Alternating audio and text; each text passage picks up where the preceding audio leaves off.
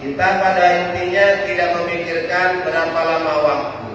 Hidup pun kayak gitu. Gak usah pernah kita mikir, aku ini kira-kira umurnya sampai berapa ya. Gak usah.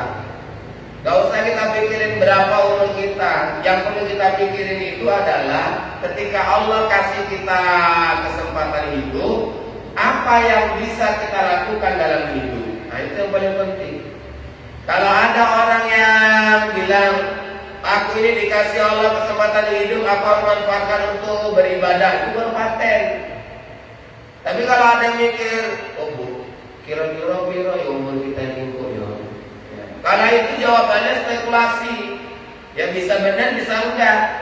Karena Nabi SAW pernah memberikan semacam tanda-tanda atau barometer gitu ya.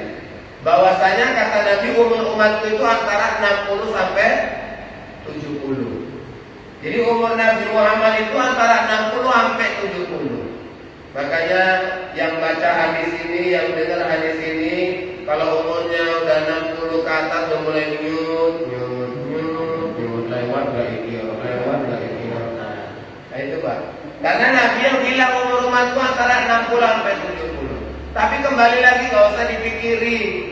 Kalau kita pikirin hidupnya umurnya berapa, asih larut pikiran kita ke situ.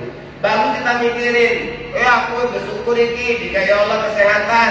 Alhamdulillah, aku rumalah nang masjid sholat berjamaah pahalanya oke. Ya, nek aku sholat nang omah dhewean pahalanya cuma siji, tapi nek aku sholat ini pahalanya 27. Dalam satu riwayat menyebutkan pahalanya 25 derajat. Jadi yang berjamaah itu pahalanya lebih banyak. Nah, bagaimana kita bisa memanfaatkan waktu untuk beramal kebaikan? Karena Rasulullah SAW bersabda, ditanya sama seorang sahabat, ya Rasul, siapakah orang yang paling baik di hadapan Allah? Rasul bilang, orang yang paling baik itu bukan orang yang paling banyak umurnya atau yang paling panjang umurnya, tapi orang yang paling baik di hadapan Allah adalah orang yang paling banyak amal kebaikannya.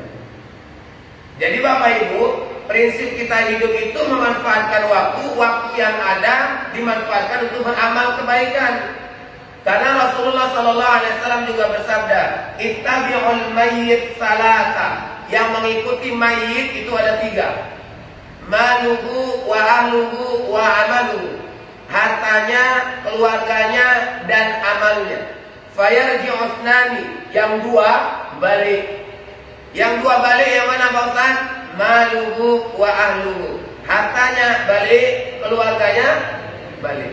Walaupun awak ke kuburan diantarkan mobil mewah Pajero Sport, balik nggak Pajero itu? Balik. Walaupun awak diantarkan oleh sang istri tercinta, balik nggak suami istrinya? Balik. Ya. Walaupun ibu diantarkan suami tercinta, balik nggak suamimu? Oh, balik Pak Ustaz. Ya, mana ada cerita nggak balik? Nabi Rasul menyebutkan apa? Wahid yang akan kekal menemani kita itu cuma 1. Apa itu? Amaluhu, amalnya. Maka kalau kita ini hidup diberi kesempatan oleh Allah, yang perlu kita catat, harta boleh dicari, ya keluarga boleh terus kita sambung silaturahminya, tapi nanti yang akan menemani kita abadi, menemani kita itu adalah amal. Maka merugilah orang-orang yang tak punya amal kebaikan. Dalam Islam disebutkan oleh Allah di Al-Quran, fastabiqul khairat, maka berlomba-lombalah dalam berbuat kebaikan. Ini kita hadir di sini ini berlomba-lomba berbuat kebaikan karena banyak orang yang tak bisa datang kemari. Jadi Bapak Ibu, hari ini kita ini sudah beruntung memanfaatkan waktu datang kemari untuk mengikuti majelis taklim. Kata Nabi, siapa yang duduk di majelis taklim, maka dia akan mendapatkan pahala 200 rakaat sholat sunnah. Jadi Bapak Ibu yang di sini ini yang duduk-duduk semuanya ini dapat pahala 200 rakaat sholat sunnah. Ustaz, kalau duduknya ngantuk kayak mana Pak Ustaz? Dikurangi nggak pahalanya Pak Ustaz? Saya jawab, hadis itu nggak ada cerita ngantuk atau nggak ngantuk. Pokoknya duduk aja awal udah 200 rakaat sholat sunnah. Oh cocok lah Pak Ustaz, kalau gitu ngantuk aja lah aku ya. Ada ngantuk lah. Maka kalau ada ngaji di masjid ini, Bapak ngajak orang, yuk Wak, ngaji yuk Wak. Ya aku cantik kan anakku, ngantuk ya Pak, beneran aku Wak. Wak ini Wak, bawa tekwai Wak, aku nama masjid bawa dulu Wak. Kalau Ustaz bawa tetap itu 200 rakaat di sunnah. Ya wes gak kompol, kan lebih apik turu daripada cerita-cerita ya kan Bu. Nek Ustaz ceramah dan turu jadi lumayan daripada Ustaz ceramah dan juga ceramah itu pahala Allah. Bapak Ibu ini rahmat Allah. Apalagi kata Nabi, ada 6 majelis yang dijamin kebaikannya oleh Allah.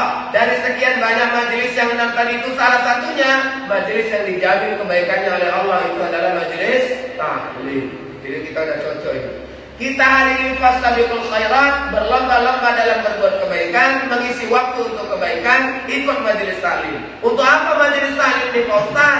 Untuk menambah pengetahuan. Kenapa kita perlu menambah pengetahuan? Karena dalam hadis Nabi disebutkan apa? May yuridillahu khairan yufaqihu fid din. Barang siapa yang diinginkan Allah jadi orang baik, pasti dia akan dipahamkan dalam agama. Jadi hadis ini seolah-olah menyadarkan kita, Allah melalui Nabi ngomong, ya, karena itu hadis. Apa kata Nabi? Barang siapa yang diinginkan Allah jadi orang baik, pasti akan dipahamkan oleh Allah tentang agama. Maksudnya apa? Kalau semakin hari berganti hari, bulan berganti bulan, tahun berganti tahun, kalau tak bertambah ilmu agama kita, itu ada tanda-tanda bahwa kita seolah-olah sangat jauh dari kebaikan. Tapi kalau kita ini semakin hari, semakin bertambah bulan, semakin bertambah tahun, makin tambah ilmu agama kita, itu tandanya bahwa Allah sedang menginginkan kita jadi orang baik. Jadi tanda-tanda atau indikator orang itu bisa jadi orang baik, salah satunya adalah dengan